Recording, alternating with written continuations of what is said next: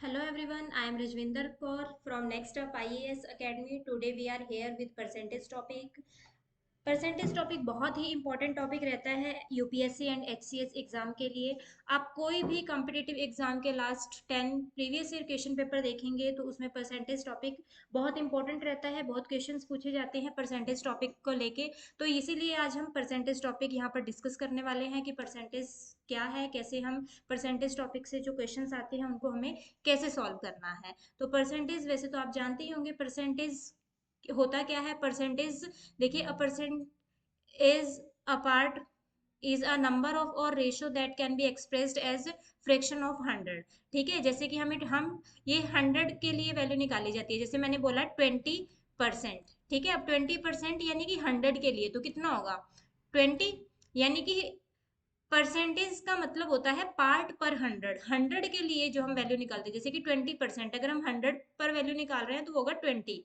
ठीक है, तो यानी तो परसेंटेज का मतलब क्या होता है पार्ट पर 100, यानी कि 100 का कितना पार्ट है।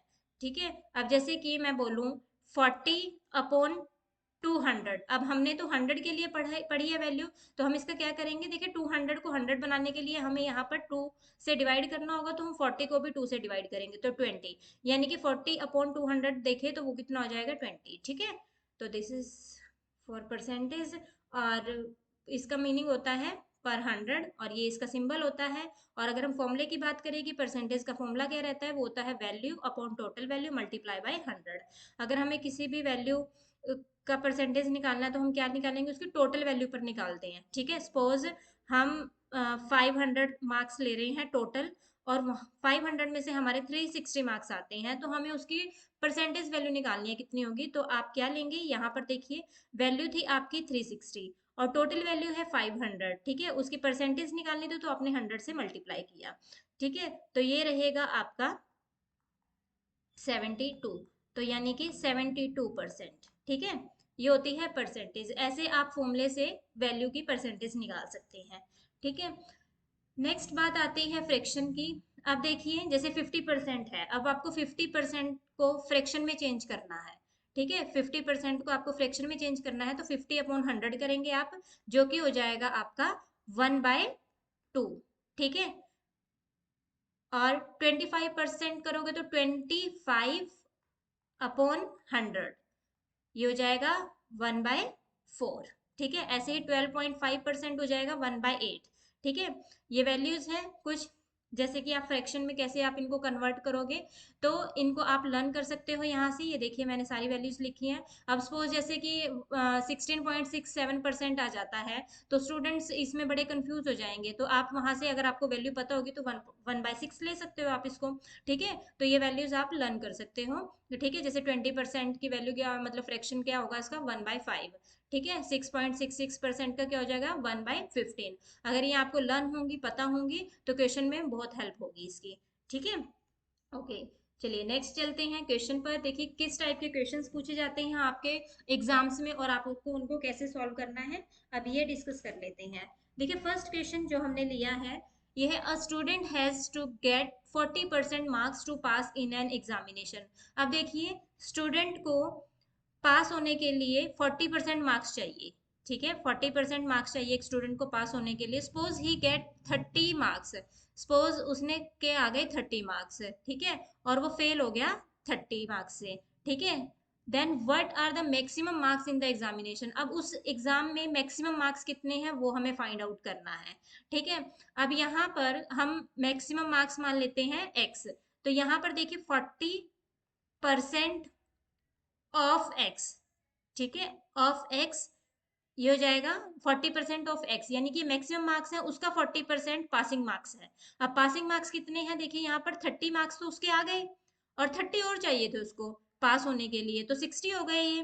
ठीक है, तो 40% ऑफ x हो जाएगा 60। ठीक है, ये पासिंग मार्क्स आ गए, तो 40/100 multiply by x is equal to 60।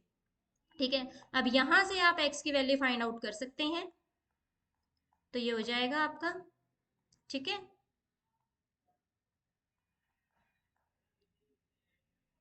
ये रहेगा आपका 50। ठीक है, 5 3 जा 15, ये हो जाएगा 150। ठीक है, तो मैक्सिमम मार्क्स कितने हैं? 150, यानी कि वो एग्जाम था जो वो 150 मार्क्स का था और उसका 40% है 60, यानी कि उस 150 मार्क्स के एग्जाम में 60 मार्क्स चाहिए थे क्वालिफाई करने के लिए उसको।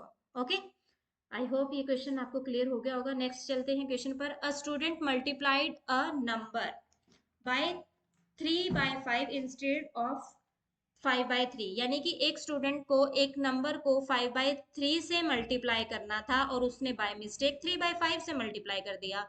What is the percentage error in the calculation? अब उसकी कैलकुलेशन में कितना एरर रहा होगा? अब देखिए, उसको मल्टीप्लाई करना था 5/3 से, नंबर को हम x लेट कर लेते हैं, 5/3 ऑफ x। ठीक है, अब उसने बाय मिस्टेक कर दिया वो मल्टीप्लाई 3/5 से। अब जब भी आपको एरर निकालना होता है, यानी कि डिफरेंस कितना रहा होगा, तो हम माइनस करेंगे उसको 3/5x।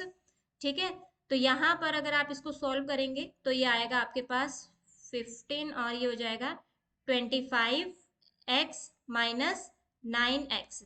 ठीक है, ये रहेगा आपका 20, ये हो जाएगा आपका 16/15x। ठीक है, अब यहाँ पर आपको चाहिए परसेंटेज एरर।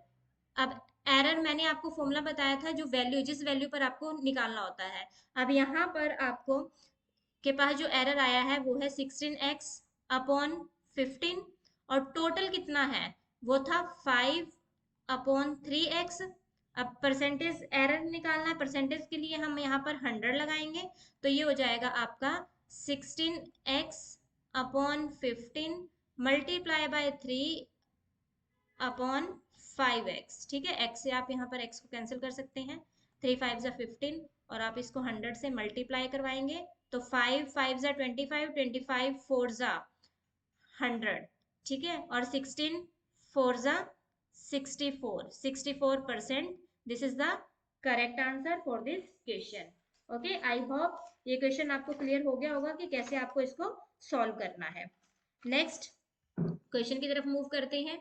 नेक्स्ट क्वेश्चन है, in an election two candidates, एक इलेक्शन में दो कैंडिडेट्स हैं, one got 550 of total votes. ठीक है, of the total valid votes, 20% of the votes were invalid, 20% votes invalid है, यानी कि 80% valid होंगी।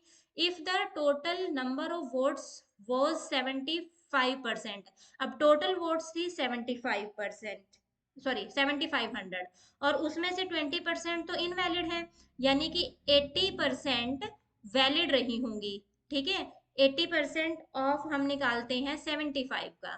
ठीक है, 80% ऑफ 75 ये है नंबर ऑफ वैलिड वोट्स। ठीक है, ये हो जाएंगे number of valid votes. Okay, आप इसको सॉल्व करेंगे, ये होगा 80/100 मल्टीप्लाई बाय 7500। ठीक है, आप इसको सॉल्व करेंगे तो ये होगा 6000। ठीक है, ये हो गई नंबर ऑफ वैलिड वोट्स। ठीक है, अब यहां पर देखिए, द नंबर ऑफ, आपको फाइंड आउट क्या करना है, the number of valid votes that the other candidate got was. अब यहाँ पर 55% तो इस कैंडिडेट का दे दिया, अदर जो कैंडिडेट है उसके पास कितना होगा, 45%। ठीक है, अब 45% किसका निकालना है आपको, 6000 का, जितनी वैलिड वोट्स है। ठीक है, ये हम अनदर कैंडिडेट के लिए निकाल रहे हैं। ठीक है, valid votes, valid votes polled by other candidate।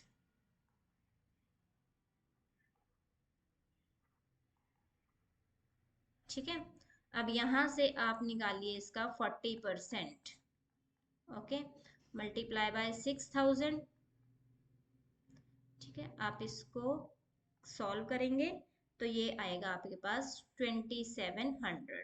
This is the correct answer for this question. Okay, I hope ये क्लियर हो गया होगा आपको। नेक्स्ट क्वेश्चन की तरफ मूव करते हैं। नेक्स्ट क्वेश्चन है, two tailors X and Y are paid a total of rupees 550 per week by their employer. If X is paid 120% of the sum paid to Y, how much is Y paid per week.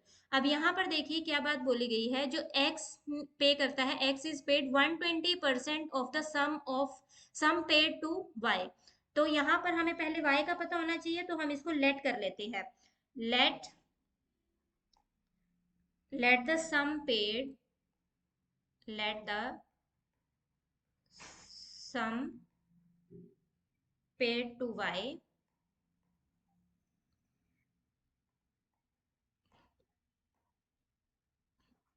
per week be rupees z।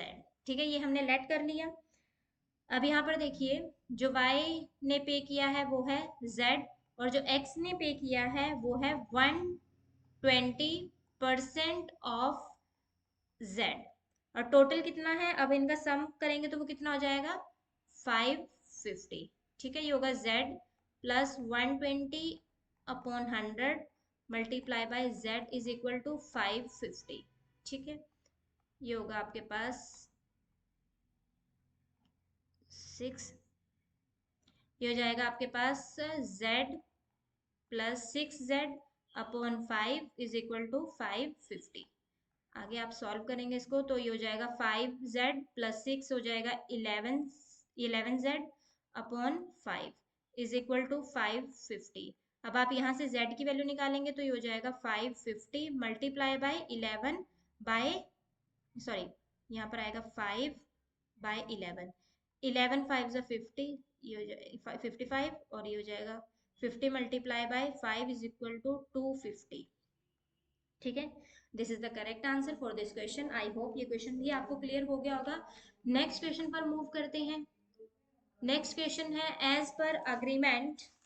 as per agreement with a bank, a businessman had to refund a loan in some equal installments without interest. After paying 18 installments, he found that 60% of his loan was refunded.